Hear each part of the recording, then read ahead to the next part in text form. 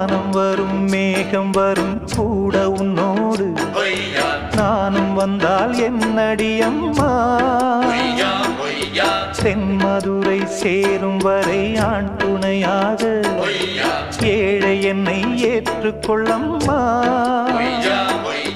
ஓடாத கிளியே தனியாக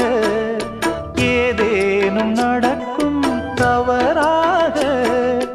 ஊர்கெட்டு கிடக்கு பொதுவாக